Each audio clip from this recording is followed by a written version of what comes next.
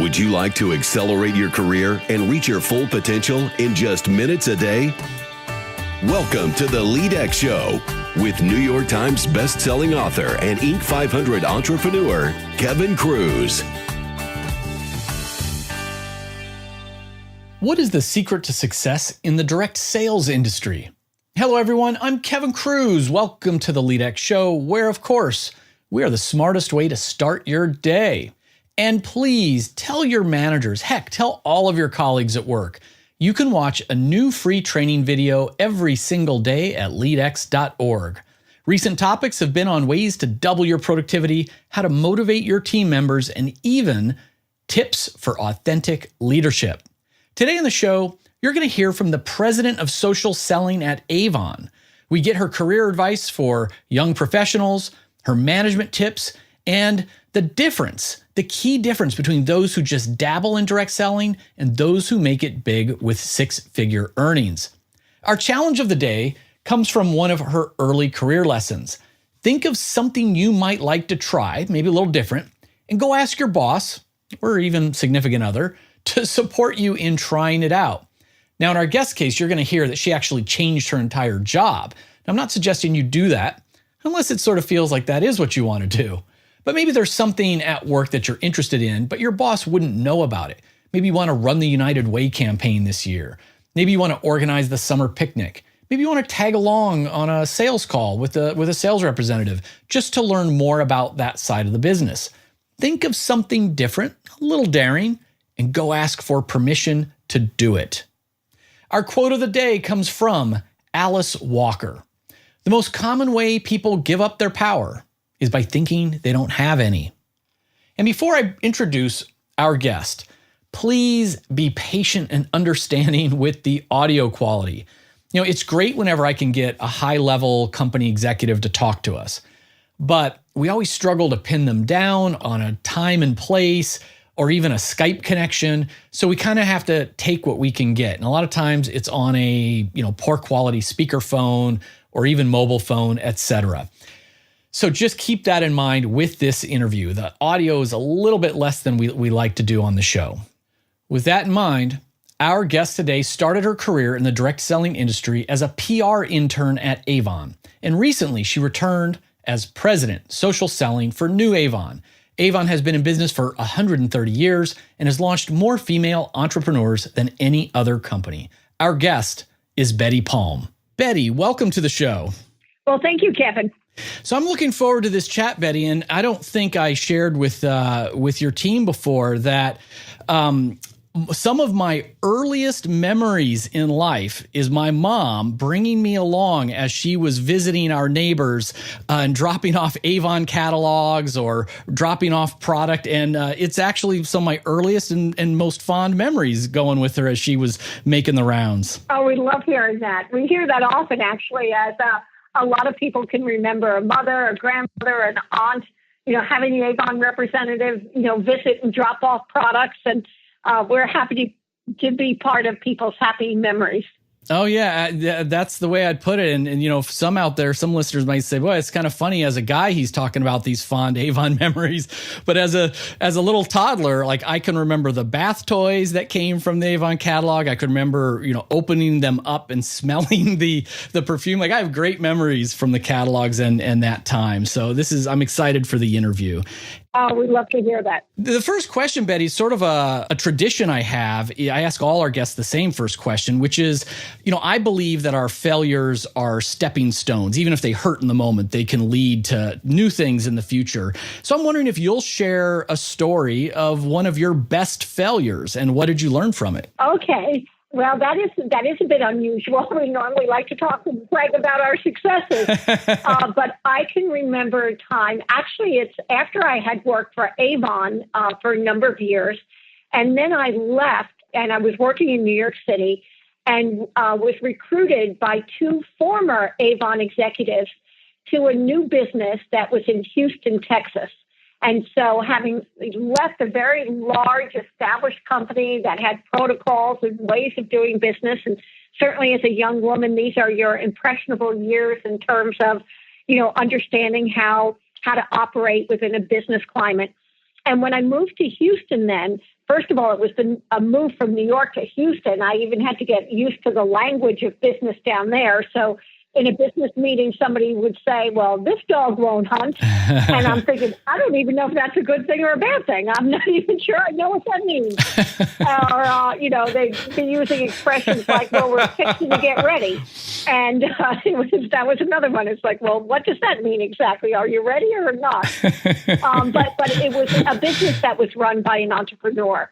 And the entrepreneur had started a number of businesses as a young man, became quite successful, and then was in the business of starting a number of other businesses.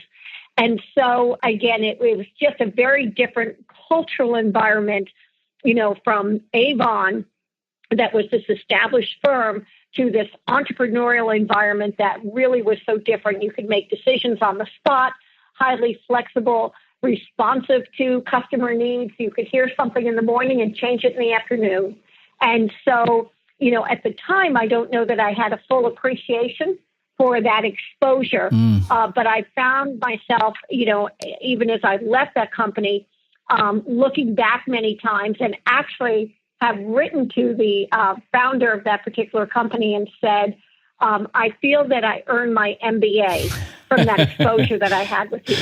And again, it was just a great experience. It was just so different, though, from what I had been used to. And I had great admiration. And, with any entrepreneurial environment, some of his businesses, had failed, or you have to pivot as you learn more of what worked. And for this particular business, it started out as a precious jewelry business. But because we were selling at that time primarily to women, they were more interested in the fashion jewelry piece. And so we had to change the inventory, move to more of a fashion-oriented type of approach, more affordable approach. And in the end, the business was sold. And so on the one hand, you could say, the business did not succeed. And, therefore, I didn't succeed in it. But I will say that the lessons of being an entrepreneur, adjusting, even the language of the entrepreneur, never used the word failure. It was more around, here's what I learned, here's what we do differently, let's try this next time. And again, to be able to make decisions so quickly and to rely on your own instincts to a large extent as you're listening to the customer and adapting and changing. So they turned out to be valuable lessons in the end that have stayed with me throughout my career.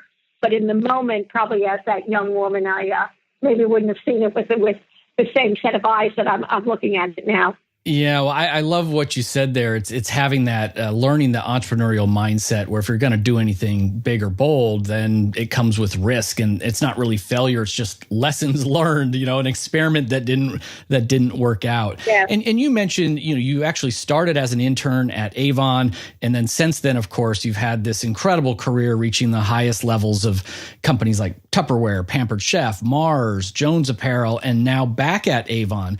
So think back to your career span, your career arc, and what advice would you give to an intern today who wants to have a similar successful career? Yeah, probably, again, it's the theme that you just mentioned a few moments ago, but the willingness to take risks and to try things that, I had never tried before. And I think it was also a comfort around asking for what I wanted. So while my career started in the public relations department, after a while, I enjoyed it very much. I enjoyed the exposure to, lots of different aspects of the business, product publicity, people publicity, event marketing, all of those type of things were great. And also, learning the lesson of being prepared you never knew how something could turn out. So you had to think through both the positive and the negative. If there was an outcome that you weren't 100% sure of, that was also a good lesson there.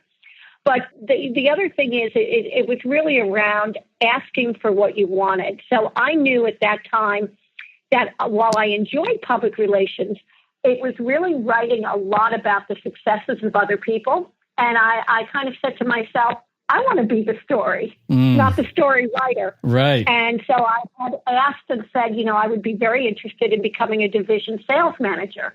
And while I didn't have any experience in sales prior to that, I was given the opportunity. So I guess the lesson that I learned is that if you really are interested in something, you've got to express that interest and let other people know that you're willing to be a student, why you care about that. And then, the opportunity presented itself, and I was the candidate for that. And that allowed me to really, grow my career later as a result of that experience. I love that phrase you used. You decided you wanted to be the story, not the story writer. So on the topic of leadership and management, what advice would you give to someone who now is just making that change from individual contributor to first-time manager? What's a piece of advice you tell them to keep in mind? Probably, I'd have the person think about some of the best bosses that they've ever had and the attributes that made that boss a good boss. So whether that was somebody who gave, really helpful feedback, or whether they were somebody who gave public recognition for the work that you've done, or whether they conducted really good meetings that involved everybody and everybody's contribution was valued, whether they served as the encourager, they helped you see your strengths and what potential you had. Sometimes you need somebody to identify that and point that out to you. Even a good boss is somebody who gives you air cover when you need it. So if you've made an error or a mistake, again, a good boss will help you both learn from it and help you recover from it if that's the case. But I'd also tell the new manager or leader, think about some bad bosses as well. So besides the good ones, if you've had a bad boss, that's the person you don't want to become.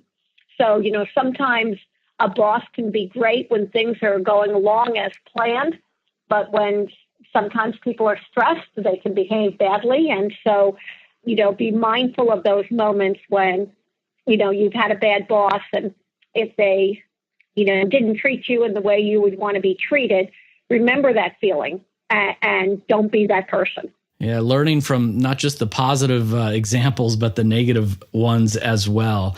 Betty, I've known a lot of people who have joined the direct selling industry, and many of them, they do it as a sort of, well, I guess the phrase these days is like a side hustle, a part-time thing. They want to make a little extra money or save up for some vacation or, the kids' college fund. And others have really, they dive in and they ended up building, a thriving full-time six-figure business for themselves. So, again, with all the experience you've had, all the success you've had, what's the secret? Like, what does it take to be a top achiever in direct selling today?